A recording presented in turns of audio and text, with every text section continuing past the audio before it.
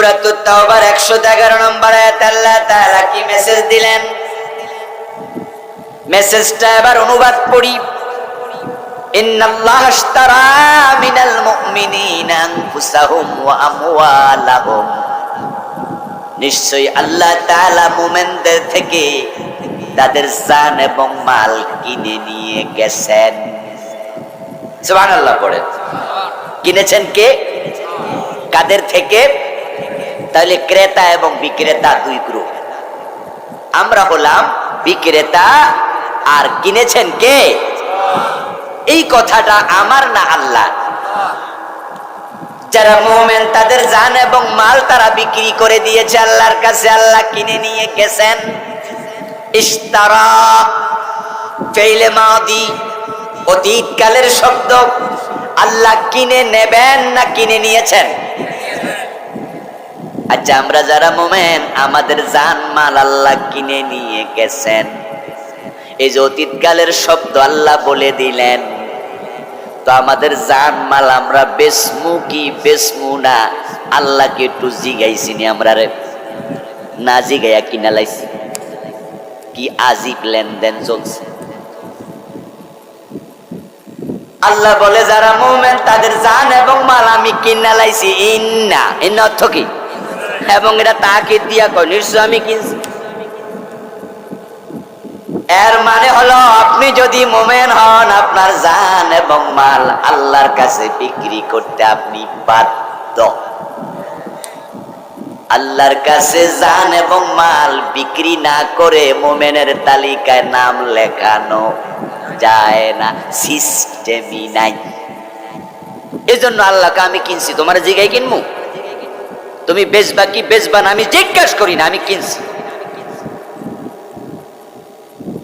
আল্লাহ ক্রেতা, আমরা বিক্রেতা। মুমিনেরা আমাদের জান এবং মাল আল্লাহ তাআলা কিনে নিলেন। ও দোস্ত, যারা মুমিন নয় তাদের জান এবং মাল আল্লাহ কিনে না। কিনা হলো এমন একটা জিনিস যেটা মানুষ প্রয়োজন ফিল করে, মানুষ সেটাই কিনে। যার যেটা প্রয়োজন নাই সেটা কিনার কোনো আগ্রহ থাকে না। যেমন আপনাদের যাদের টিনের ঘর, আপনারা কোনোদিন এসি কিনার আগ্রহ হয়েছে? যাদের টিনের ঘর এরারে যদি এসি পুরস্কার দেয় এ বাড়িতে নিব, এ বরং কই বাচ্চা পুরস্কার হিসেবে পাইছি, তবে দেখি এটা অর্ধেক দামে বেচলো আমার। এই কার বিল্ডিং আছে রে, দেখ তো বেশ কিনি। যার যেটার প্রয়োজন নাই তা কেনার কোনো আগ্রহ থাকে না। তো মুমিনের জান এবং মাল কিনেছেন কে? তাহলে এতে বোঝা যায় আমাদের জান এবং মালের প্রয়োজন আল্লাহর আছে। এবং আপনার জান এবং মাল আল্লাহ এত ভালোবাসে, আল্লাহ এটা কিনতে চায়। অথচ জান এবং মাল দিছে কে? তো যদি তিনি দেন তাহলে কিনা দরকারটা কি? উনি তো এমনিও নিতে পারেন, কিন্তু তিনি মাগনা নেন না। তাই এখানে ক্রেতা বিক্রেতার সম্পর্ক স্থাপন করলেন। আমরা দুনিয়ায় যখন কেনা বেচা করি তখন সেখানে লেনদেন হয়। বাংলায় বলে লেনদেন, উর্দুয় বলে লেনা দেনা। আবার আমরা এটাকে আরো সুন্দর শব্দে বলি আদান প্রদান। আমরা কিছু দেই কিছু নেই। বাজারে আপনি গরু নিলেন কোরবানির হাটে, আপনি গরু নিয়ে যখন এটা আরেকজনের হাতে রশিটা দিয়ে দেন তখন বিনিময় ছাড়া না বিনিময় নেন? আপনি দেন গরু, সে দেয় টাকা। আল্লাহ লেনদেন বুঝাচ্ছে, আমি তোমাদের মুমিনদের থেকে জানমাল কিনে নিয়েছি, আমি মাগনা কিছু কিনি না। বিআন্না লাহুমুল জান্নাহ, যে মুমিন তার জান এবং মাল আমি আল্লাহর কাছে বিক্রি করতে রাজি হয়ে যায়, আমি তার বিনিময়ে তাকে জান্নাতের মালিক বানায়া দেই।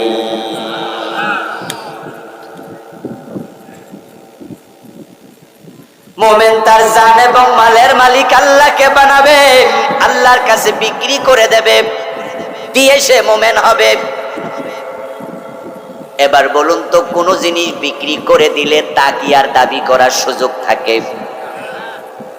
তখন বিক্রি করার পরে মালিক হয়ে যায় সে, ক্রয় করেছে যে।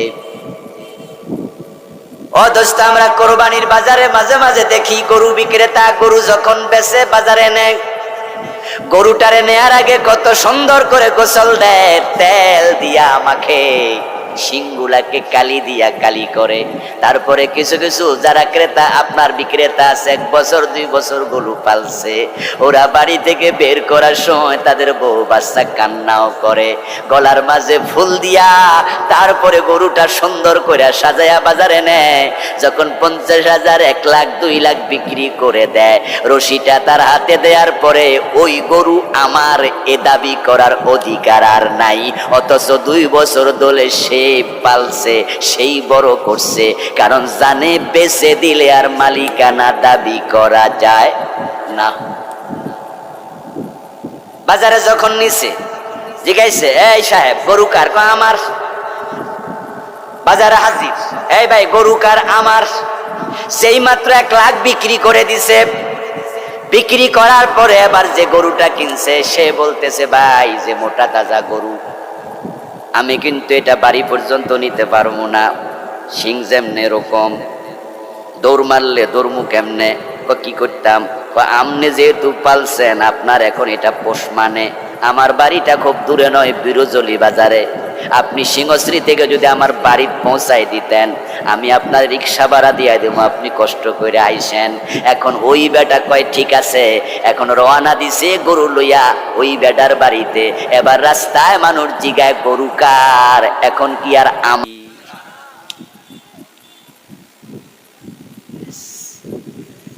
মুমিনের জান এবং মাল কে কিনেছে? এই কথা বলেন না ভাই, কে কিনেছে? তাহলে মুমিনের জান এবং মালের মালিক কে? এখানে পেশ লাগছে। আমরা আল্লাহর কাছে বেচা জান্নাতের আশা করি, আবার পাবলিকের জিগাইলে কই আমার বাড়ি, আমার ঘর, আমার দেহ সব আমার। তো আল্লাহর কাছে বেচলে তোমার থাকে কেমনে?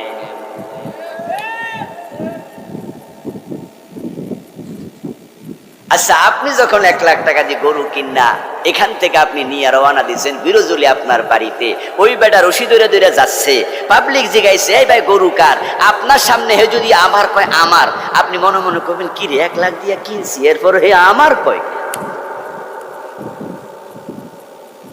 ওর তো বলা উচিত হলো আমার দিকে দেখাইয়া দেয়া, ঠিক না, যে ভাই গরু উনার উনার উনার। এখন আমার জান, আমার মাল, আমার বাড়ি, আমার গাড়ি, এগুলা বলতে বলতে আমাদের অভ্যাস বড় খারাপ। আল্লাহর মালিকানার কথা অনেকে ভুলে গেছি। অথচ এটা ইমানদার হওয়ার নিয়ম নয় রে দোস্ত, বরং মুমিন হওয়ার নিয়ম কি? আমার সাথে কোরআন থেকে এবার পড়ুন যারা পারেন। কুল ইন্না সালাতি ওয়া নুসুকি ওয়া মাহইয়ায়া ওয়া মামাতি লিল্লাহি রাব্বিল আলামিন। সুবহানাল্লাহ পড়েন। ঈমান আনার নিয়ম, মুমিন হওয়ার নিয়ম। ও নবী মুহাম্মদ, আপনি বলুন ইন্না সালাতি ওয়া নুসুকি, নিশ্চয় আমার নামাজ, আমার স্যাক্রিফাইস, কুরবানি, ওয়া মাহইয়ায়া আমার জীবন, ওয়া মামাতি আমার মরণ, লিল্লাহ সব কিছুর মালিক হলেন আল্লাহ। আমাদের জীবন, মরণ, ইজ্জত, সম্পদ সব কিছুর মালিক কে? জোরে বলেন, মালিক কে? আচ্ছা, আমরা মালিক না মালিকের গোলাম? হ্যাঁ, আমরা গোলাম, মালিক হলেন। কোরআন মাজিদের সর্বশেষ সূরার মাঝে আল্লাহ ওনার সাথে আমাদের ডিলিংসটা সুন্দর করে বলে কোরআন শেষ করলেন। কুল আউযু বিরাব্বিন নাস মালিকিন নাস ইলাহিন নাস। ও নবী, আপনি বলুন আমি আশ্রয় চাই মানুষের রবের কাছে, মানুষের মালিকের কাছে, মানুষের ইলাহার কাছে। এখানে আল্লাহ মালিক, আল্লাহ রব, আল্লাহ ইলাহ, সব কথা আল্লাহ সুন্দর করে স্মরণ করায়া বুঝায়া দেয়। নিজদেরকে জমিনে মালিক মনে করিও না। যারা সব সময় ভাবে আসলে আমি বান্দা, আমি গোলাম, আমি চাকর, আমি মালিক না, তারা হিসাব করে চলে, কারণ যে চাকর হয়, দাস হয়, বান্দা হয়, সে কখনো স্বাধীন থাকে না, সে আল্লাহর অধীন থাকে। আর যে অধীন থাকে সে মন মতো চলার অধিকার তার আর নাই। এজন্য যারা আল্লাহর বান্দা, আল্লাহর গোলাম নিজদেরকে মনে করেন, তারা পা একটা তুলে আবার রাখতে গিয়ে হিসাব করে, এই যে আমি হাঁটতেছি, আমার রব এই হাঁটাতে খুশি কিনা। কথা বলার সময় ভাবে, আমার রব এ কথা বললে নারাজ হয়ে যায় কিনা। পকেটের টাকা দেওয়ার সময় ভাবে, এটা হারাম খাতে চলে গেল কিনা। সামনে টাকা আসলে পকেটে নেয়ার আগে ভাবে, এটা হারাম উপার্জন হয়ে গেল কিনা। এই চিন্তা ছাড়া দুনিয়া একটা কাজও করে না। এই চিন্তা যারা করে কাজ করবে, হাসরের দিন তারাই ডান হাতে আমলনামা পাবে। এবং হাসরের ময়দানে যারাই ডান হাতে আমলনামা পাবে, পাওয়ার পরে তারা পায়ান কালিবু ইলা আহলিহি মাসরুরা, আনন্দে লাফাইতে লাফাইতে পরিবার লোকদেরকে খুঁজতে থাকবে। এর আগ পর্যন্ত টেনশন, নফসি নফসি ইয়া নফসি, আমার যে কি হয়। আমলনামা ডান হাতে পাওয়ার পর আর টেনশন নাই, এখন আপনজনের কাছে গিয়ে খুঁজবে, ও বাবা ভাই কোথায় আছো। ফায়াকুলু হাকুম ইকরাউ কিতাবিয়া, গিয়ে বলবে আমার আমলনামা দেখো, ডান হাতে পাইছি, পড়ে দেখো কত সুন্দর। লোকজন তখন তাদেরকে বলবে, এখনো তো আমি আমার আমলনামার খবরটাই পাইলাম না, তোমার আমলনামা এত সুন্দর হলো কেমনে। এক বাজারে খরচা খাইছি, এক এলাকায় বড় হইছি, এক কলেজে লেখাপড়া করছি, ও দোস্ত তোর আমলনামা ডান হাতে, আমারটা তো খবরই নাই, তোরটা এত সুন্দর কেমনে হলো। তখন সে জবাবে বলবে, ইন্নী জানান্তু আন্নী মুলাকিন হিসাবিয়া, এর কারণ শুধু একটা, আমি দুনিয়ায় থাকতে প্রতিটা কথার আগে, কাজের আগে হিসাব করতাম, ভাবতাম আমাকে প্রতিটা কাজ এবং কথার জবাব আল্লাহর কাছে দিতেই হবে, আমি হিসাব ছাড়া কোনো কাজ করি নাই। অনেককে দেখবেন আপনি, আপনারা 3জন 4জন মিলে গল্প করছেন, অনেক কথা বলতেছেন, দুই একজনকে এমন দেখবেন যে পাশে চুপ করে বসে আছে, এ কথা খুব একটা কই না। তা আপনি বলেন না ভাই কি আমনে চুপ কেন, সবাই কথা কইতেছে, উনি কয় আপনারা কর। এর মানে উনি ভাবে ওরা তো কথা বলতে গিয়ে গীবত করছে, পরচর্চা করছে, পরনিন্দা করছে। যদি আপনার পাশে আগুন জ্বলে আর আপনি এ পর্যন্ত আগুনে হাত দেন, আটটাই পর্যন্ত পুড়ে যাবে। আরেকজন এই পর্যন্ত দিল, তারটা অতটুকু পুড়বে। আরেকজন এক আঙ্গুল দিল, তার এক আঙ্গুল পুড়ে যাবে। আরেকজন ভাবলো তারা তো হাত পুড়ে ফেলতেছে, আমি আঙ্গুলও দেব না, ওরটা কিন্তু পুড়বে না। ওই বেটা যে চুপ আছে সে বোঝে ওরা গীবত কইরা জেনার গুনাহ করতেছে, আমি চুপ থাকলে আমি গুনাহগার হব না। قال النبي صلى الله عليه وسلم من صمت نجا, প্রিয় নবীজি বলেছেন যে বুঝে শুনে চুপ থাকে সে নাজাত পায়। আমার জীবন, আমার মরণ, আমার সবকিছুর মালিক কে, এই চিন্তা যারা লালন করবে তারা মুমিন। এই মুমিন আল্লাহর কাছে বড় দামি, তার সম্পদ বড় দামি, তার জান বড় দামি, এত দামি এত দামি। ওই মুমিন যখন যুদ্ধের মাঠে যায়, আল্লাহর দ্বীনের জন্য জিহাদ করতে যায়, যদি কাফের তাকে আহত করে, সে যদি মারা যায়, নিহত হয়ে যায়, তার জানটা আল্লাহর কাছে এত দামি। প্রিয় নবীজি বলেছেন তার গা থেকে তার প্রথম ফোঁটা রক্ত জমিনে পড়ার সাথে সাথে আল্লাহ জীবনের সব গুনাহ মাফ করে দেয়। তার রক্ত এত দামি, তার রক্ত জাহান্নামের আগুন নিভাইয়া দেয়। আর যদি 1 কোটি কাফের মরে যায়, আল্লাহ তাদের রক্তের দিকে ফিরেও তাকান না, তাদের জানের কোনো দাম আল্লাহর কাছে নাই। আর মুমিনের দান এত দামি, প্রথম ফোঁটা রক্ত তার আমল নামার গুনাহ মাফ করে দেয়, প্রথম ফোঁটা রক্ত জাহান্নামের আগুন হারাম করে দেয়।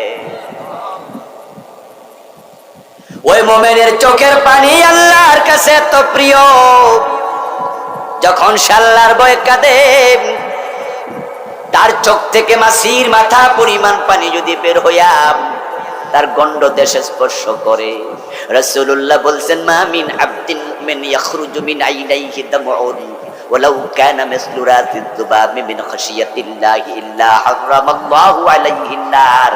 এটা গালে আসার সাথে সাথে ওই এক ফোঁটা পানির ওসিলায় আল্লাহ জাহান্নামের আগুন হারাম বানাইয়া দেয়।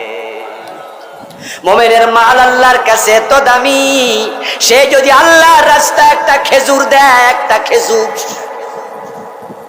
কোন দেশের কথা? সৌদি আরবের কথা।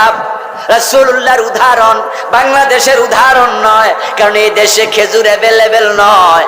আমার রাসূল বলছেন সহিহ বুখারীর riwayat, মান তাসাদ্দাকা বিআদলি তামারাতিন মিন কাসাবিন তাইয়্যিব ফাইন্নাল্লাহা ইয়াতাকাব্বালুহু বিয়ামিনিহি।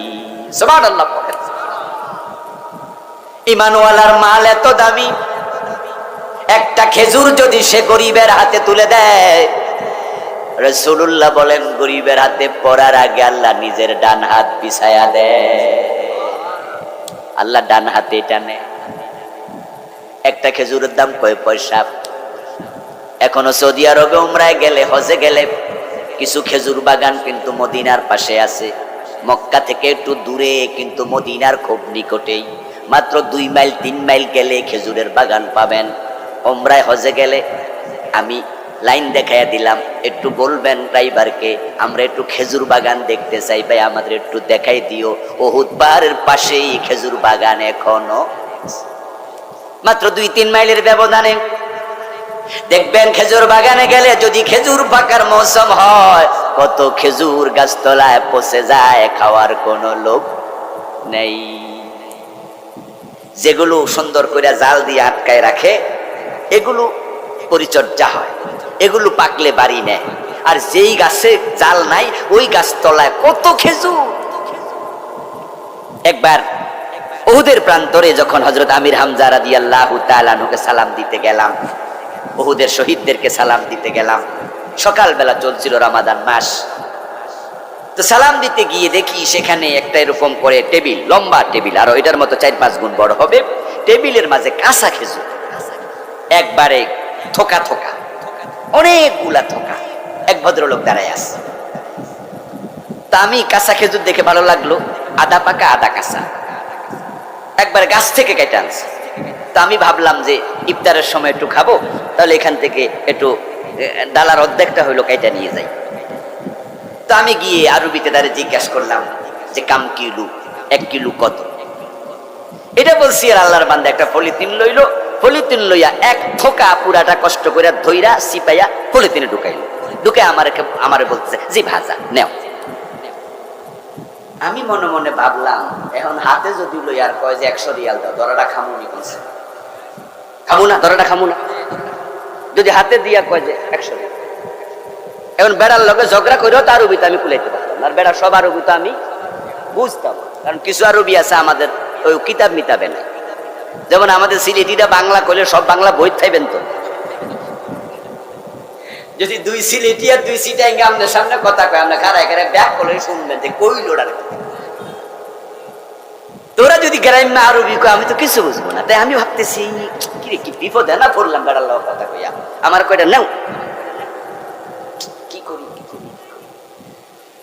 দেখবেন যে ঢাকা হোটেলের সামনে দিয়ে হাঁটতে গেল, মাঝে মাঝে হোটেলওয়ালা ডাকে, 2-3 জন তারা করে রাখে, ভাই ভাই খাইয়া যান, ভাই খাইয়া যান, খাইয়া যান।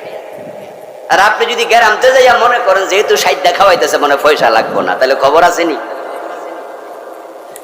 খাইয়া পেট বইরা যদি রওনা দেন, আর আপনারা কয় 500 টাকা বিল, আপনি কোন যে ভাই 60 খাওয়াইছেন কিসের বিল, কোনি মারবো। তা আমি ভাবতেছি কি বিপদ। পরে আবার আমি হাতে না নিয়ে বারবার বলছি কত কত, আরে মিয়াকে দাম ভাঙো। আল্লাহর বান্দা তখন বুঝছে আমি এই বিষয়টা বুঝি নাই, তখন সে বলছে হাদিয়াতুল লাকা, ও আল্লাহর বান্দা হাজি, আমি বেচতে বসি নাই, হাদিয়া দেওয়ার জন্য বসছি। গাছতলে পচে যায় খেজুর, হাদিয়া দেয় খেজুর। যারা উমরা করবেন, রমাদান মাসে যাবেন, ইফতারের সময় দেখবেন কত রকমের খেজুর আপনার সামনে আসে ইফতারির জন্য, হাতে ধরে ধরে নিয়ে ইফতার করায়। মদিনায় গেলে বিশেষ করে চোখের পানি চলে আসে হাদিয়া দেখে। মদিনার লোকেরা এখনো কত মেহমান প্রেমিক। রাসূলুল্লাহর জামানায় আমার রাসূলকে মক্কার লোকেরা জায়গা দিল না, মদিনার লোকেরা কাঁধে তুলে নাচলো।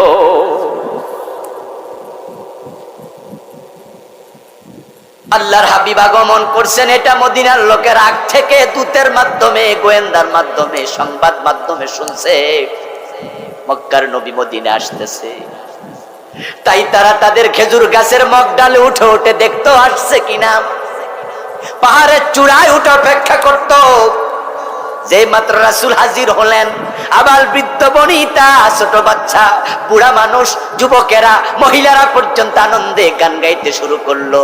তলা আল বদরু আলাইনা মিন সানিয়াতিল বিদা ওয়াজাবা শুকরু আলাইনা মাদা লিল্লাহি দা। সুবহানাল্লাহ পড়ে। তলা আল বদরু আলাইনা, তারা গান গাইতে শুরু করলো, আমাদের মদিনায় পূর্ণিমার চাঁদ উঠেছে। সুবহানাল্লাহ। ওই মদিনার মেহমানদারি এখনো আছে, এখনো আছে। মুহাজিরদের জন্য আনসার সাহাবারা মদিনায় নিজের ঘর অর্ধেক ভাগ করে দিয়েছে। ও দোস্ত, মদিনায় গেলে দেখা যায় যদি আপনি খেজুর বস্তা নিয়ে ঘর থেকে যান আর চান আমি বস্তায় ভরবো, আপনি বস্তা পূর্ণ করে ঘরে ফিরতে পারবেন, অভাব হবে না। একটা খেজুর দাম আর কত? প্রিয় নবীজি বলছেন, তোমার ঈমান থাকার কারণে একটা খেজুর যদি গরিবের হাতে দাও, আল্লাহর পথে দাও, ওটা গরিবের হাতে, আল্লাহর পথের প্রতীকের হাতে পড়ার আগে স্বয়ং আল্লাহ ডান হাত বিছায়া নেয়, আমার আল্লাহ নেয়। কিন্তু যদি একজন হিন্দু, একজন বৌদ্ধ, পৃথিবীর সবচেয়ে ধনী William Bill Gates, Elon Musk যদি সিদ্ধান্ত নেয় যে আমার 1000 কোটি টাকা আমি বিতরণ করব গরিবের মাঝে, আমার আল্লাহ তার সম্পদ 1 পয়সাও হাতে ধরবেন না। কারণ যার ঈমান নাই তার সাথে আল্লাহর কোনো লেনদেন নাই। এরপরে আবার রাসূল বলছেন, তারপর আল্লাহ তাআলা একজন ফেরেশতাকে ডাকেন, সুম্মা ইউরাব্বি লিসাহিবিহা কামা ইউরাব্বি আহাদুকুম ফালুহা হাত্তা তাকুনা মিসলাল জাবাল। আল্লাহ ফেরেশতাকে ডেকে বলেন, ও ফেরেশতা, আমার এই মুমিন বান্দা তার মাল থেকে আমার দেয়া মাল মিম্মা রাযাকনাহুম ইউনফিকুন, আমার দেয়া রিজিক থেকে সে খরচ করছে। একটা খেজুর গরিব রে দিছে, এটা তো আমি আমার ডান হাতে নিছি, এখন এটা তো আমি তাকে আখেরাতে আবার দিতে চাই, কিন্তু আমি আল্লাহ ছোট্ট খেজুরের প্রতিদান সামান্য কেমনে দেই, তাই তুই এটা 10 গুণ লেখ। সুবহানাল্লাহ পড়েন। কয় গুণ? মান জা বিল হাসানাতি ফালাহু আশরু আমসালিহা, 10 গুণ লেখালাম। ফেরেশতা এবার 10 গুণ লেখে। লেখার পরে আল্লাহ ফেরেশতাকে বলে, তুই যাইস না, তুই এটাকে বড় কর, এটাকে লালন কর, পালন কর। যেমন আমার বান্দাদের গরু বাচ্চা দিলে, ছাগল বাচ্চা দিলে, ওট বাচ্চা দিলে, আমাদের বান্দারা এটাকে বড় করে ভাতের মার খাওয়ায়, মায়ের দুধ খাওয়ায়, পরে ঘাস খাওয়ায়, পরে ভুসি খাওয়ায়, এই ছোট্টটাকে বড় করে আমি তোরে দায়িত্ব দিলাম, আমার বান্দার খেজুরের 10 গুণ সওয়াবকে বড় কর। ওই ফেরেশতা বড় করতে থাকে, করতে থাকে। হাসরের ময়দানে বান্দার আমল নামায় আল্লাহ যখন দেবেন নেকের পাল্লায় তুলে, হাত্তা তাকুনা মিসলাল জাবাল, ওইটা বড় পাহাড় পরিমাণ হবে। কিন্তু অমুসলিম কাফের যদি কোটি টাকাও দেয় আল্লাহ ফিরেও তাকায় না, তাহলে আল্লাহর সাথে লেনদেন হবে কার? যারা মুমিন। এখন আমরা যারা মুমিন, এই চিন্তা আমাদের লালন করা উচিত। আল্লাহ আমাদের জানমাল কিনে নিস, তো আল্লাহ জানমাল কিনে নিলে জান এবং মালের মালিক কিন্তু আপনি আর আমি নাই। প্রশ্ন হতে পারে, তাহলে আমাদের কাছে আল্লাহ এগুলো রেখে দিলেন কেন? তার উত্তর হলো, এগুলো আপনার কাছে আমানত হিসাবে রাখছে। কি হিসাবে রাখছে? আচ্ছা, আপনাদের এলাকায় খের ধান কাটার পরে যে খড় কুটা হয়নি, এই খের বাড়ির সামনে এরকম উঁচু করে রাখে না, এগুলার কি বলে? খেরের পাড়া, পঞ্জি। আচ্ছা, আমাদের কুমিল্লা খেরের পাড়া বলে। আপনারা তো পাড়া বুঝেন নাকি? আচ্ছা, এই খেরের পাড়া আবার বিক্রি করে না? আচ্ছা, বিক্রি হয়। আমার বন্ধু, আমার বাবা তো কৃষক ছিলেন, মারা গেছে, আল্লাহ জান্নাত নসিব করুক। বলেন আমি কৃষকের ছিলাম, আমিও কৃষি কাজ করছি, হাল চাষ করছি, মাদ্রাসার ফাঁকে ফাঁকে বাবাকে সহযোগিতা করছি। সকালবেলায় বাবা হাল চাষ করতে গেছে, তখন মারে বলছি যে মাদ্রাসায় যাওয়ার আগ দিয়া বাবার একটু খাবারের জন্য 10 মিনিট 15 মিনিট আমি করি, বাবা এই টাইমে খাইয়া যাক। দেখতাম যে আমার বাবা ওই খড়গুলো বাড়ির পাশে উঁচু করতো, স্তূপ করতো, আবার 2 মাস 6 মাস পরে এগুলা 2000-5000 টাকা বিক্রি করে দিত। এমনও খড় কিনা লোক আছিল যাদের গরু আছে কিন্তু জমিন নাই, আছে না? কিছু গরু আছে কিন্তু খড় করতে গিয়ে জমিন নাই, এরা আবার ধনী লোকদের যাইয়া খড় কিনে। তো আমার বাবারে বলতো, আপনার খেরগুলো কত? আব্বা বলে 5000। ওকে, ঠিক আছে, দিলাম, তবে খেরগুলো আমি এখন একসাথে নিব না, এগুলো আপনার বাড়িতে থাকুক, আমি 15 দিন পর পর আইসা এরকম করে করে এক বোঝা নিমু, মাস 2-1-3 লাগবে। আমার বাবা কইতো, অসুবিধা নাই, জায়গাটা তো এমনি পড়ে আছে, ওই জায়গায় তোমার খের থাকলে কোনো অসুবিধা নাই। আমার বাবা বিক্রি করে দিল। দেওয়ার পরে এবার বলুন তো, ওই বেডার খেরের পাড়া থেকে আমার গরুকে খাওয়ানো কি জায়েজ হবে? ওই বেটা আসবে, তার ছেলে আসবে, তার বউ আসবে, লোক পাঠাবে, এসে বলবে যে আমার এখান থেকে খের নেই, বাধা দিতে পারবে না, কারণ বিক্রি তো করে দিছে।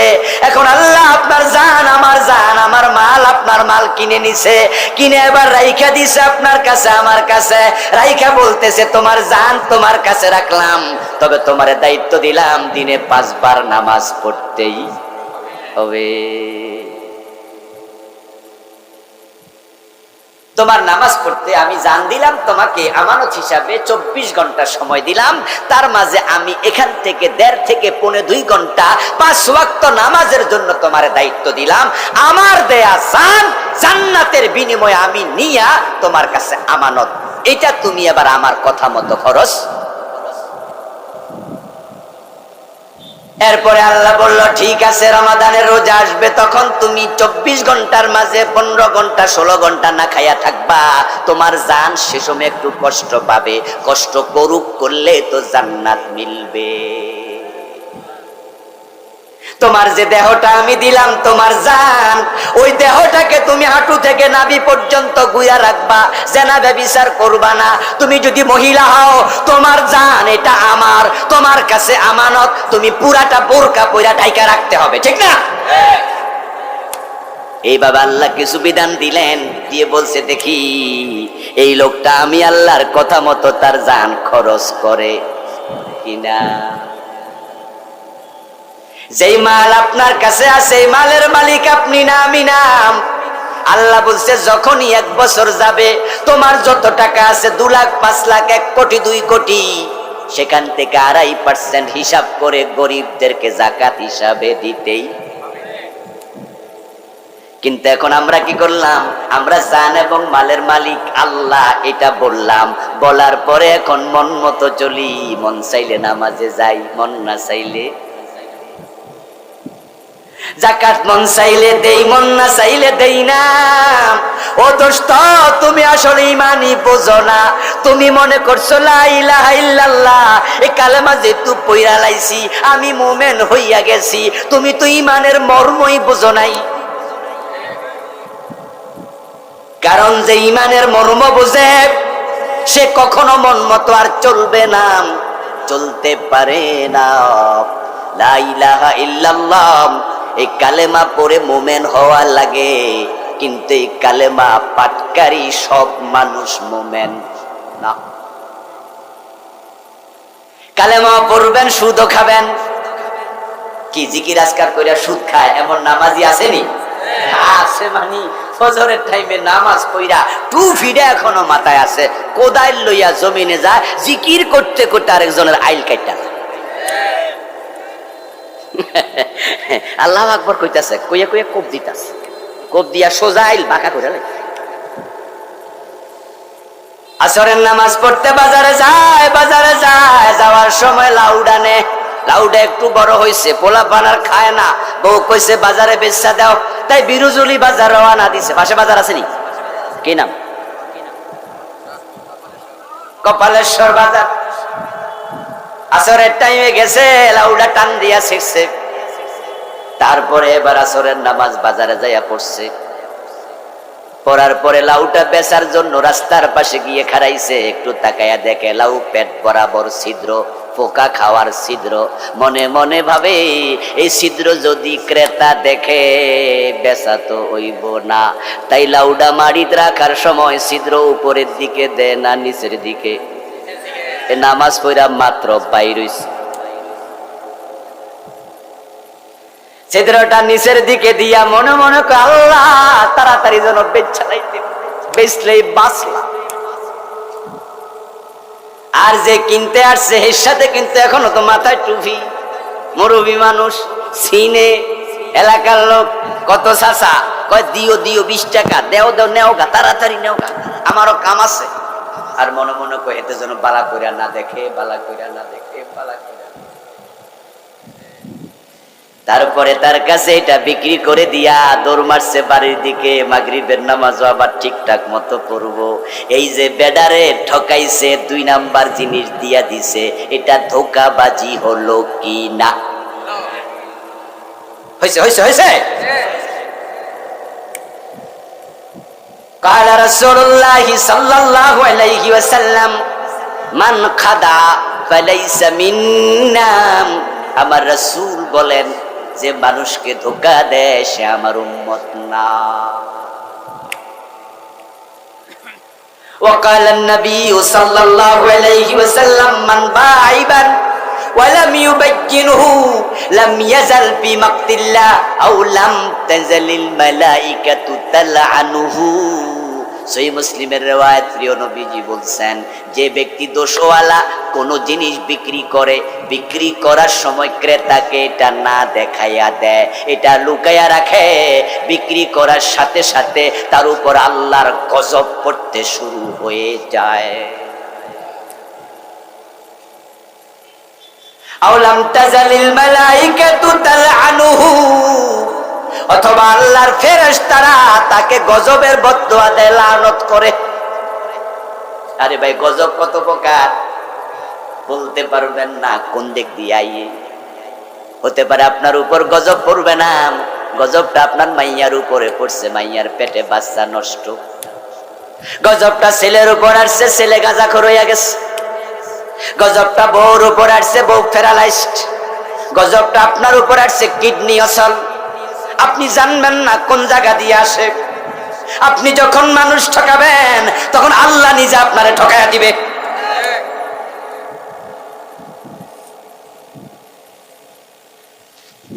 কালেমা পড়লে মোমেন, এই চিন্তা আমাদেরকে ধ্বংস করে দিছে। তাই আমরা নামাজও পড়ি, কালেমাও পড়ি, জিকিরও করি, সুদও খাই, গোশও খাই, মানুষ ঠকায়, জমি দখল করি। আল্লাহর আইন, যে আল্লাহর জান এবং মাল, ওই আল্লাহর আইনের কথা শুনলে রাজনীতি বলে, রাজাকার বলে গালি দেই। জান আল্লাহর, মাল আল্লাহ, তুমি আল্লাহর আইনের বিরুদ্ধে তোমার মুখ কেমনে কাজে লাগাও? আল্লাহর আইনের কথা শুনলে চেহারা কালো হয়ে যায়, এমন কিছু লোক আছে কিনা? অমুক দল তমুক দল, দলের দিকে ইন্ডিকেট করে, ও দোস্ত, আল্লাহর আইনের কথা বললে যদি অমুক দল হয়, আমি বলি ওই দলের সদস্য হওয়া তোমারও উচিত। আল্লাহর আইনের কথা বলা যদি রাজনীতি হয়, তাহলে রাজনীতি করা আমাদের জন্য ফরজ। কালেমা পড়লে যদি মানুষ মোমেন হতো, তাহলে গিরিশচন্দ্র সেনের দোষটা কি? এই কোরআন মাজিদের যখন সে বঙ্গানুবাদ করে, তখন কি কালেমা পড়ে নাই? কোরআনের মাঝে লা ইলাহা ইল্লাল্লাহ কালেমাটা নাই। গিরিশচন্দ্র সেন এটার অনুবাদ বাদ দিছিল না? করছে। মুহাম্মাদুর রাসূলুল্লাহ এই কালেমা আল্লাহর কোরআনে আছে। গিরিশচন্দ্র সেন এই কালেমাটাও বাদ দেয় না, অনুবাদ করছে। ফা'লাম আন্নাহু লা ইলাহা ইল্লাল্লাহ, এই আয়াত বাদ দেয় না, এটা অনুবাদ করছে। তো গিরিশচন্দ্র সেন মরার পরে কেউ তো তার জানাজার নামাজ পড়লো না, কেউ তাকে মোমেন ভাবলো না। এর কারণ তো শুধু একটা, এই কালেমা সে মুখে পড়েছে, অন্তর। তোরা আমার এই গোলাপ ফুলের মতো সুন্দর ভাগ্নিটারে দাড়িওয়ালা বেড়ার কাছে দিয়ে দিল, সাথে সাথে বেঈমান, সাথে সাথে ঈমান। আচ্ছা, যেই মেয়েটা এ মন্তব্য করছে দাড়ি দেখে চাকরি দেয় না, এমন অফিসার আসেনি? দাড়ি দেখছে চাকরি দেয় নাই, দাড়িওয়ালা চাকরি হবে না। অফিসে শর্ত দিয়েছে, আমার অফিসে চাকরি করতে হলে দাড়ি রাখা যাবে না। সবগুলো বেঈমান। ওই খালা যে মন্তব্য করছে দাড়ি দেখা, খালা ভাবেও নাই এ মন্তব্য করলে ঈমান যায়, কারণ সে জানে না তো কোন কারণে ঈমান যায়। আল্লাহর নবীর একটা সুন্নাহকে নেগলেক্ট করলে ঈমান। আপনি দাড়ি রাখেন না, এটা এক মাসালা, আর নেগলেক্ট করা ভিন্ন মাসালা। আপনি রাখেননি, দাড়ি রাখা সুন্নাত, দাড়ি রাখা ওয়াজিব, না রাখলে গুনাহ হয়। কিন্তু যদি আপনি অপছন্দ করেন, আপনার ঈমান যায়, কুফরি হয়। এই যে পড়ছেন রাসূলুল্লাহর ব্যাপারে, আশহাদু আন্না মুহাম্মাদান আবদুহু ওয়া রাসূলুহু, যেই রাসূলকে মেনে নিলেন রাসূল হিসাবে, ওনার মুখে দাড়ি ছিল কিনা? তাহলে আজকে জামাইকে দাড়ির কারণে নেগলেক্ট করা, আসলে কাকে নেগলেক্ট করা? নবী মুহাম্মদ। কেসটা ওখানে যাই। দুই দোস্ত চা দোকানে বসে গল্প করছে। গল্প করতে গিয়ে এক দোস্ত আরেক দোস্তরে বলতেছে, ইরে দোস্ত, সামনে তো নির্বাচন, তুই তো আমার দোস্ত, একসাথে লেখাপড়া করছি, একসাথে বড় হয়েছি, এক জায়গায় থাকি। শোন শোন, আগামী নির্বাচনটা তুই একটু কোরআনের পক্ষে ভোট দে, ইসলামী দলের ভোট। তখন ওই দোস্ত কয়ে, তোর একটা সমস্যা, সব জায়গায় ইসলাম টানস। এমন কথা বলার লোক বাংলাদেশে আছে কিনা? তোর একটা সমস্যা, সব জায়গায় রাজনীতি, ধর্ম রাজনীতি আলাদা জিনিস, সব জায়গায় টানিস না তো, সব জায়গায় ইসলাম ইসলাম করিস না তো। বেটা নামাজ কালাম তো আমিও পড়ি, আমি বুঝি না? খেয়াল করেন, হে কিন্তু বলেনি সে ইসলাম মানে না, কিন্তু এমন কথা বললো যে কথা বলার সাথে সাথে ঈমান শেষ। ঈমান আনছে মুখ দিয়া, ঈমান যায় মুখ দিয়া। একজন হিন্দু যদি মুসলমান হইতে আসে, আমরা তাকে এখানে দাঁড়া করাইয়া কালেমা পড়াবো না? ঈমান আনছে কি দিয়া? আবার তোমার মুখের কথার কারণে ঈমান শেষ হয়ে যাবে। এই যে বললো সব জায়গায় ইসলাম টানস, বেটা তোর একটা বদভ্যাস। আচ্ছা, সব জায়গায় ইসলাম লাগবে এমন কথা আল্লাহর কোরআনে আছে কিনা? উদখুলু ফিস সিলমে কাফা, আল্লাহ বলছে ইসলামে পুরা ঢোক, জীবনের বটম থেকে টপ, পাকঘর থেকে সংসদ ভবন, ব্যক্তি জীবন থেকে আন্তর্জাতিক বলয়, কিভাবে চুল কাটা লাগে, নখ কাটা লাগে, টয়লেটে ঢুকতে হয়, এটা যেমন ইসলামে আছে, কিভাবে দেশ চালাইতে হয় সেটা ইসলামে আছে না নাই? তা আপনি তাকে এটা কি বললেন যে সব জায়গায় ইসলাম টানো? আল্লাহর এই আয়াতের বিরুদ্ধে আপনার অবস্থান, তাই সাথে সাথে ঈমান।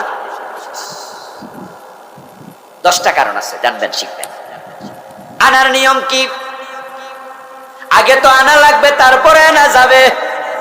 আমার একজন মামা ছিলেন, ইন্তেকাল করেছেন, আমার ছোট মামা মাওলানা ছিলেন। আমি ছোট, একদিন দেখি উনার সাথে একজন এক বিয়ার তালাক নিয়ে মাসালা করতেছে। তো আমার মামা জিজ্ঞাসা করতেছে, আরে মিয়া তালাক তো পরে, বিয়ে হয়েছি না আগে, এটা খোঁজ। আমি ছোট মানুষ, আমি কই রে, কি কই রে মামা, বিয়ে হয়েছি নি? তখন উনি বলতেছে, আরে আমাদের দেশে কত বিয়া আছে, বিয়াই না। যেমন পরের বউ লইয়া ফলাইয়া যায়, এমন ঘটনা কি বাংলাদেশে আসেনি? আসেনি? বিয়ার পরের দিন খালতো বই লইয়া খালতো ভাই আউট। গাজীপুর থেকে পলাইয়া গেছে সিলেট, বিয়ার পরের দিন বাসর করতে বাইরে হয়েছে, আর বউ নাই। জামাই কিরে রাতে 3টা বাজে গড়তে বাইরে হলো প্রস্রাব করার নাম কইয়া, বউ যে আর 3:30 বাজে ফিরে না, প্রস্রাব কয়বার করতেছে, যাইয়া দেখে যে বউ এ নাই। পুরা রাত বউ খোঁজে, বউ নাই, বউ নাই, বউ নাই। এখন তো এলাকা চাউর হয়ে গেছে, অমুকের বউ নাই। সকাল বেলায় দুই পক্ষ মিলে খুঁজতেছে, কিরে মাইয়া গেল কই, মাইয়া গেল কই। বিকাল বেলা টেলিফোন আসলো মেয়ের বাবার নাম্বারে, মেয়ে নিজে ফোন দিয়া বলতেছে, আব্বা। কেরা গো? রোকে আনি গো। হ্যাঁ। তো তুই কই? আব্বা আমি তো সিলেট। তো সিলেট গেলি কেমনে? কিতা কইলো? কই যে বাবা তোমার জামাইরে তো আমার পছন্দ হয় না। তো তা তো বুঝলে, তো সিলেট। কই যে আমার খালতো ভাইরা আমি আগে ভালোবাসতাম, তোমার ডরে আমি। আরে বাকিরা আপনারা কোন না, সব আমার দিকে কইতেছে, তোমার ভয়ে আমি বলি নাই। তো আমার খালতো ভাইরা আমি সিলেট চলে আসছি। মেয়ের বাবা কই, না লিল্লা তুই এটা কিতা করলি? তুই আগে কইলে তো বিয়ে দিতাম, তুই গোপন রাইকে এখন কি করলি? আমি জামাইয়ের কাছে কি মুখ দেখামু? ও বেড়া তো এখন আমার বিরুদ্ধে মামলা দিব, ইজ্জত নষ্ট করলি, কি করলি? বলে বাবা যাই করো করোগা তোমরা, কিন্তু আমরা দুজনে অলরেডি আজকে দুপুরে বিয়ার কামও সাইরা নাই। খালতো বললে বলে গেছে, খালতো ভাই সিলেটে গেছে গিয়া কোর্ট মেরিজে সেখানে রেজিস্ট্রারের কাছে কইছে আমার বয়স হলো দেখেন 25, এই হলো আমার এনআইডি। এই মেয়ে আমার খালতো বোন, তার বয়স হলো 20, এ হলো তার এনআইডি। আমরা দুইজন অ্যাডাল্ট, মা বাবা বিয়ে দেবে না, তাই আমরা দুইজন একসাথে চলে আসছি, এখন বিয়ে করব। যেহেতু আমরা দুইজন বয়স্ক, রাষ্ট্রীয় আইনে আছে বিয়ে করাইয়া দেন। এখন ম্যারেজ রেজিস্টার যদি কোর্টেও নেয়, আদালতও বলবে ওকে বিয়ে করাইয়া দাও। এখন 5 লাখ টাকা কাবিন, 2-3 জন সাক্ষী, কোর্ট মসজিদের ইমাম দিল বিয়া পড়াইয়া। এটা যে আরেক বেডার বউ, এটা কিন্তু তারা জানায় নাই। আচ্ছা বলুন তো, আরেকজনের বউ বিয়া করলে বিয়া হয়নি? এই আলেমুল আমারা বলতে হবে, বিয়ে হবে? এ কোরআন মাজিদ আল্লাহ তাআলা কারে কারে বিয়ে করা যাবে না এ বিষয়ে আল্লাহ পাক রব্বুল আলামিন আলোচনা করছেন। 14 জন মহিলার কথা আল্লাহ তাআলা আলোচনা করলেন। হুরমাত আলাইকুম উম্মাহাতুকুম ওয়া বানাতুকুম, এভাবে বলতে বলতে আল্লাহ পাক রব্বুল আলামিন 5 পারা শুরুতে বলে ওয়াল মুহসানাতু মিনান নিসা, তোমাদের মা বিয়ে করা হারাম, তোমাদের বোন বিয়ে করা হারাম, তোমাদের ফুফু বিয়ে করা হারাম, তোমাদের খালা বিয়ে করা হারাম। বলতে বলতে এবার বলতেছে অন্যের বউ বিয়ে করা হারাম। ওয়াল মুহসানাতু মিনান নিসা, যে নারীর স্বামী আছে ওই নারীকে মুহসানা বলে, ওই মেয়েকে বিয়ে করা যাবে না। তো এই বেটারা খালতো বললে গেল, এই খালতো বোনটা গতকালকে বিয়ে হয়েছিল। ও দোস্ত আমার মামা কয় বিয়ে হয়েছি না আগে হে খেব না। আমি এই কথাটা ওই সময় ছোটকালে শিখছি। আরে তাহলে বিয়ের মাঝও ফেস আছে, ঝামেলা আছে। আমার দোস্ত এখন যদি তারা দুইজন মিলে বিয়ে করে, কাবার ইমাম বিয়ে পড়ায় হবে না। যেমন নিজের আপন বোন বিয়ে করলে বিয়ে হয় না, মানা করছে কে? হারাম বানাইছে কে? এখন তারা দুইজন বিয়ে করলো, ইসলাম বলে বিয়ে হয় নাই, কিন্তু তারা বলে অন্তর দিয়ে পড়লে এই কালেমার দাবি সে মানতো, ঠিক না? আপনি যে কালেমা পড়ছেন এই দাবি আপনার জীবনে মানলেন কই? আপনি তো কালেমার পক্ষে কথা বললো খেপে যান। কালেমার দাবি হলো আমরা থাকবো যেখানে, ইসলাম থাকবে সেখানে। ইসলামের বিরুদ্ধে থেকেও আপনি মোমেন, কে বলল? কালেমা পড়লে যদি মোমেন হওয়া যেত, আব্দুল্লাহ ইবনে উবাই, যাকে আমরা বলি মুনাফিকদের সর্দার, ওই আব্দুল্লাহ ইবনে উবাই কি রাসূলের হাতে কালেমা পড়ে নাই? আব্দুল্লাহ ইবনে উবাই কি জান্নাতি না জাহান্নামী? জাহান্নামে তার অবস্থানটা হবে কি উপরে না নিচে? ইন্নাল মুনাফিকিনা ফিদ দারকিল আসফালি মিনান নার, মুনাফিকদের অবস্থান ফেরাউন এবং নমরুদেরও নিচে। অথচ লোকটা কালেমা পড়েছিল স্বয়ং বিশ্ব নবীর হাতে হাত রেখে। প্রবলেমটা হলো অন্তরে ঈমান নাই। ও দোস্ত কালেমা পড়লে মুমিন হওয়া যায় না রে, নিয়ম মতো পড়া লাগে। এখন বাংলাদেশের লোকেরা এই নিয়ম শিখছে কয়জনে? নামাজের নিয়ম শিখছে, রোজার নিয়ম শিখছে, হজের নিয়ম শিখছে, অজুর নিয়ম শিখছে, কিন্তু কালেমা পড়ার যে নিয়ম আছে এইটাই জানে না। বড় মনে করছে মক্তবে তো পড়ে লাইছি লা ইলাহা ইল্লাল্লাহ, কালেমা হইয়া গেছে। আচ্ছা, মসজিদে যাওয়ার পরে আপনি যদি ডাইরেক্ট রুকুতে চলে যান, তাকবীরে তাহরিমও করলেন না, কেরাতও করলেন না, যাইয়াই রুকু, নামাজ হইছে নি? আপনার মন মতো করলে নামাজ হইব? রমজান মাসে রোজা রাখছেন, 12:30 বাজে, গরিব দিকে তাকাইয়া ভাবছেন অর্ধেক তো রাখছি, সওয়াব 50% হইছে, ইফতার করে লাই হইব? আপনার মন মতো চলবে? এখন যদি আপনি হজে যান, আরাফার মাঠ খালি আছে, কোনো বিরাবিরি নাই, শুধু পাথর মারতে যাইয়া পায়ের তলা পইরা মানুষ মরছে, এমন ঘটনা ঘটছে, কিন্তু এখন কি মিনা ভিড় না খালি? তা আপনি ভাবলেন যে বউ লইয়া এই মাসে হজটা সাইরা লাই, খালি খালি আছে, হজ হইবনি? মন মতো করলে হয় নাকি? হজের তারিখ আছে না, দিন আছে না, সময় আছে না, মন মতো কিচ্ছু হয় না। তো কালেমা মন মতো হয় কইল কেডা? ও দোস্ত, মন মতো তো হয় না, তারপরে আরো ঝামেলা আছে। ঝামেলা হলো ইন্নাল্লাযীনা আমানু সুম্মা কাফারু সুম্মা আমানু সুম্মা কাফারু সুম্মা ইজদাদু কুফরা। কালেমা পড়ার পরে আমাদের বাংলাদেশের লোক মনে করে ঈমান তো আনছি আর কোনোদিন ভাঙবে না, অথচ আল্লাহ কোরআনেই বলে ঈমান আনার পরে একদল লোক কাফের হয়ে যায়। এমন লোকের অভাব নেই।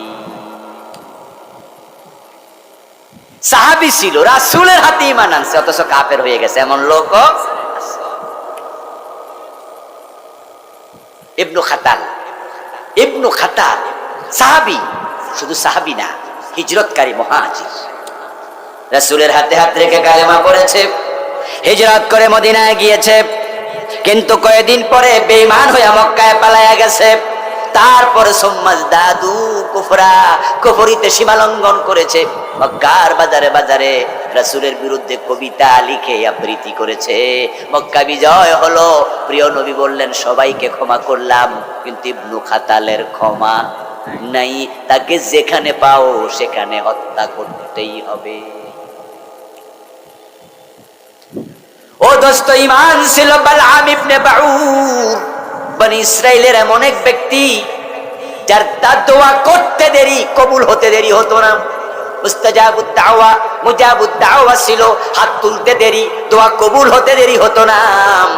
ওই বালআম ইবনে বাউরের ব্যাপারে হাদিসে পাওয়া যায় শেষ দিকে বেঈমান হয়ে মারা গেছে।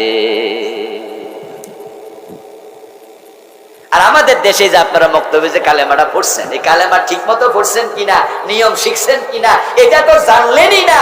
আবার কালেমা পড়ার পরে কুফরি হলো কিনা, ঈমান গেল কিনা, কোন কারণে ঈমান যায় সেটাও তো অনেকে শিখলেন।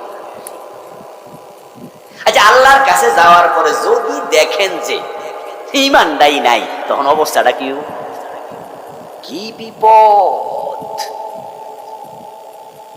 ও দোস্ত, নামাজ কেমনে পড়বেন? নামাজ ফরজ করছেন যিনি, নিয়ম শিখাইছেন তিনি, জিবরিল আমিন প্রিয় নবীর কাছে আসলেন, এসে 2 দিন 10 ওয়াক্ত নামাজ কেমনে পড়া লাগে রাসূলের ইমামতি করে রাসূল রে শিখাইছে। সহিহ বুখারীর হাদিস, কালান নবিয়্যু সাল্লাল্লাহু আলাইহি ওয়াসাল্লাম আম্মানি জিবরিল ইনদাল বাইতে মাররাতাইন। রাসূলুল্লাহ বলে জিবরিল আমিন 2 বার 2 দিন 10 ওয়াক্ত নামাজে আমার ইমামতি করছে। আমারে প্রথম ওয়াক্তে প্রথম দিন 5 ওয়াক্ত পড়লো, শেষ ওয়াক্তে দ্বিতীয় দিন 5 ওয়াক্ত পড়লো।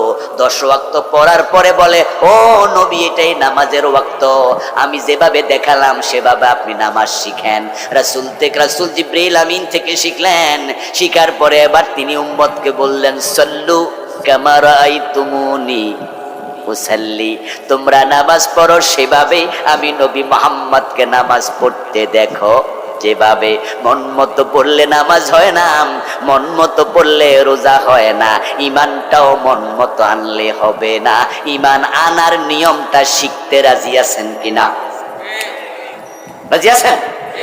কারণ আজকে তো বেঁচে আছেন, যদি নিয়ম আগেই জানেন আলহামদুলিল্লাহ, আপনি তো ঠিক আছেন।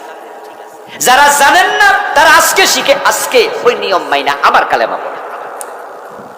প্রিয় নবী বলছে জাদ্দিদু ঈমানাকুম বিকাউলি লা ইলাহা ইল্লাল্লাহ, তোমরা এই কালেমা বারবার পড়া ঈমানের নবায়ন করিও। পাসপোর্ট নবায়ন হয় না? জানেননি পাসপোর্ট রিনিউ হয়নি? ড্রাইভিং লাইসেন্স রিনিউ হয়? হ্যাঁ, মেয়াদ চলে যায় মাঝে মাঝে, আমরাও খেয়াল করি না কোন সময় চলে গেছে। পুলিশে ধরে রাখে, মিয়া আপনার গাড়ির লাইসেন্স ড্রাইভিং লাইসেন্স তো রিনিউ করা লাগবে, আপনার গাড়ির তো ডেট ওভার হয়ে গেছে। ঈমান মাঝে মাঝে রিনিউ করা লাগে, কারণ শয়তান আইসা এমন প্যাচ লাগায় পুরা ফাংশন করে ছেড়ে দিয়ে। মানুষ মাঝে মাঝে মুখ দিয়ে এমন কথা বলে, একটা কথার কারণে ঈমান শেষ। মাঝে মাঝে এমন কাজ করে যে একটা কাজের কারণে ঈমান শেষ। ঈমান 10 কারণে যায়। কয় কারণে? আমি 8টা বই লিখছি, আলহামদুলিল্লাহ, এটা তার মাঝে একটা। ঈমান, কুফর ও নিফাক, 10 কারণে ঈমান যায়, এই বইটা আমি লিখেছি বিস্তারিত। আমার ড্রাইভারের কাছে পাবেন, আমারটাই নিতে হবে জরুরি না, অনলাইনেও পাবেন, বিভিন্ন লেখকের পাবেন। কিন্তু আপনি শিখবেন ওই 10 কারণ যদি আল্লাহ না করুক একটাও থাকে, উপায় ঈমান শেষ। ও দোস্ত, মেয়ের জামাই দাড়িওয়ালা, এখন খালা শাশুড়ি আইছে বেড়াইতে আইসা বোনের মাইয়া মেয়ে বিয়ে দিছে, ভাগ্নি জামাই দেখে নাই, বেড়াইতে আইসা বলছে যে তুই তো জামাই দেখোস নাই, গত সপ্তাহ বিয়ে হয়েছে, তুই ছিলি না এলাকায়, ধর জামাই চা। জামাই আইসে, খালাম্মা আসসালামু আলাইকুম। খালাম্মা জিব্বা কামড় দিয়া গেছে, মনটা খারাপ হয়েছে। কিছুক্ষণ পরে জামাই গেছে চলে, অন্যরা খেয়াল করছে, একজন পরে জিগাইল, কি গো জামাই দেখে তুমি একটু হাসলা না, বরং মন খারাপ করলা? কই জামাই যে দাড়ি,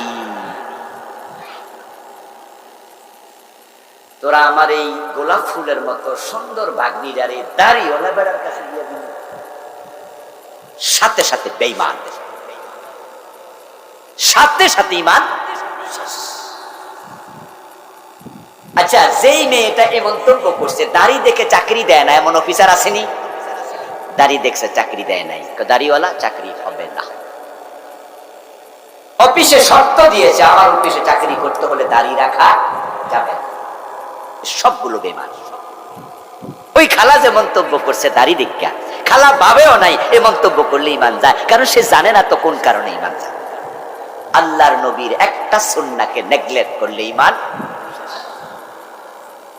আপনি দাড়ি রাখেন না, এটা এক মাসালা, আর নেগলেক্ট করা ভিন্ন মাসালা।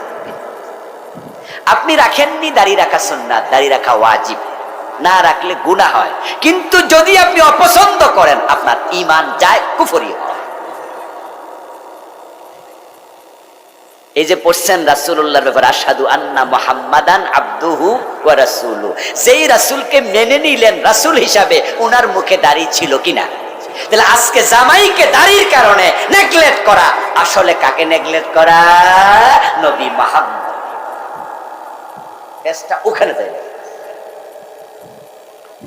দুই দোস্ত চা দোকানে বসে গল্প করছে, গল্প করতে গিয়ে এক দোস্ত আরেক দোস্তরে বলতেছে, ইরে দোস্ত, সামনে তো নির্বাচন, তুই তো আমার দোস্ত, একসাথে লেখাপড়া করছি, একসাথে বড় হয়েছি, এক জায়গায় থাকি, শোন শোন, আগামী নির্বাচনটা তুই একটু কোরআনের পক্ষে বলতে, ইসলামী দলের বলতে।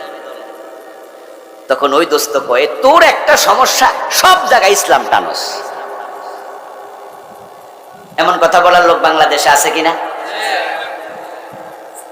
তোর একটা সমস্যা, সব জায়গায় রাজনীতি, ধর্ম রাজনীতি আলাদা জিনিস, সব জায়গায় টানিস না তো, সব জায়গায় ইসলাম ইসলাম করিস না তো। বেটা নামাজ কালাম তো আমিও করি, আমি বুঝি না?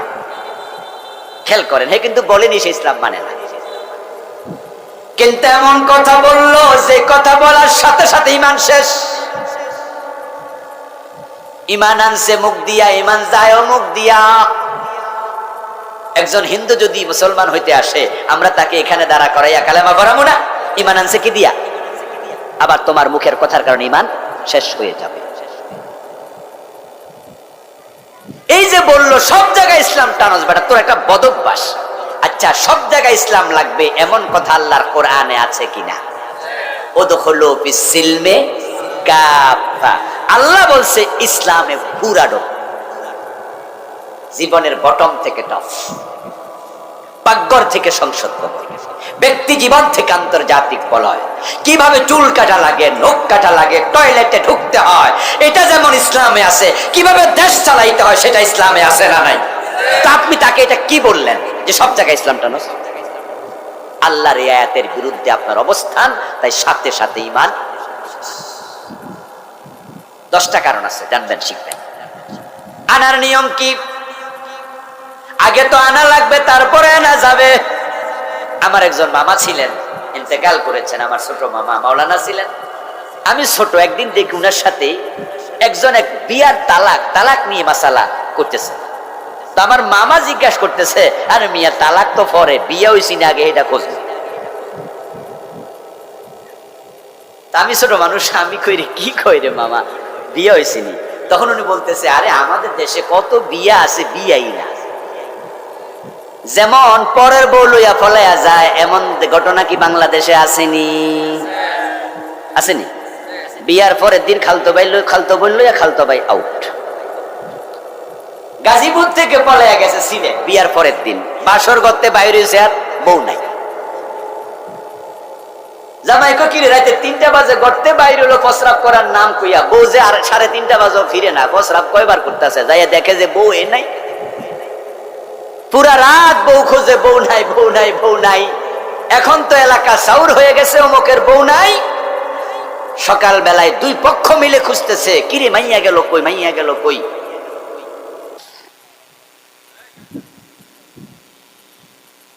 আল্লাহর বক্তব্য, ফামাইয়াকুর বিত্তাগুত ওয়া ইউমিন বিল্লাহি ফাকাদ ইসতামসাকা বিল উরওয়াতিল উসকা লা ফিসামা লাহা। কালেমা পড়লে মুমিন নয় রে দোস্ত। কালেমা পড়ার আগে অন্তরকে তাগুত থেকে পরিষ্কার করতে হয়। দুধের মতো দামি কোনো খাবার দুনিয়ায় নাই। দুধ হলো আইডিয়াল ফুড, ঠিক না? কিন্তু দুধ যে পাত্রে রাখবেন, ওই পাত্র যদি ময়লা থাকে, ওই দুধ কিন্তু আইডিয়াল থাকে না, দুধ নষ্ট। দোষটা ছিল পাত্রের, দুধের কোনো দোষ নাই। তাই আমরা আগে বালতি ধুইয়া, পাত্র ধুইয়া, তারপরে দুধ দহন করি। তোমার ঈমান বড় দামি জিনিস, কিন্তু যে কলবে তাগুত আছে, ওই কলবে ঈমান ঢোকে না। এই জন্য ঈমান আনতে হলে আগে বিদ্রোহ করা লাগে, বলা লাগে লা ইলাহা নাই, কেউ নাই, লা ইলাহা নাই, কাউকে মানি না, কাউকে মানি না, মানতে পারি না। নেই কোনো বিধানদাতা, নেই কোনো আইনদাতা, নেই জীবনের মালিক, নেই মৃত্যুর মালিক, কাউকে মানি না, লা ইলাহা। তাগুতকে মানি না, মানবো না। এরপরে বলবেন ইল্লাল্লাহ, শুধু একজনকে মানি, তিনি কে? তাগুতকে? তাগুত হলো সেই শক্তি, যেই শক্তি আল্লাহর আইন মানে না এবং সমাজে মানুষকে মানতেও দেয় না। আমি যদি ঢাকা থেকে আমার গাড়িটা নিয়ে বের হয়ে রাস্তার ডাইন পাশে চলতে থাকি, তাহলে কি ট্রাফিক পুলিশ আমাকে সুমো দেবে না মামলা দেবে? আমাকে দেখে দেবে মামলা। আমি বলবো ভাইজান ডাইন পাশে চলা হাদিসে আছে সুন্নত। উনি কব হুজুরে যে বেশি কথা কয়, মামলাটা কষাই আমার। 500 টাকার মামলার জায়গায় 1500 2000 ধরাই দেবে। আমার দোস্ত, আমি যদি এই মামলা ভাঙ্গাইতে গিয়ে ম্যাজিস্ট্রেটকে বলি, কোর্টে বলি, এই মিয়া সুন্নত পালন করছি, বাধা দিলেন কেন? আপনার ট্রাফিক আমার বিরুদ্ধে মামলা দিল কেন? ম্যাজিস্ট্রেট বলবে হুজুর, এটা আইনের বইতে লেখা আছে, বাংলাদেশে ডাইন পাশে গাড়ি চালানো যাবে না, আপনি রং সাইডে ছিলেন। আচ্ছা, ডান পাশে রং হয় না রাইট? এই ভাইয়েরা কথা বলেন না। ডাইন পাশে ইসলাম দিয়ে বলেন রং না রাইট, কিন্তু সে কি বললো? This is wrong side.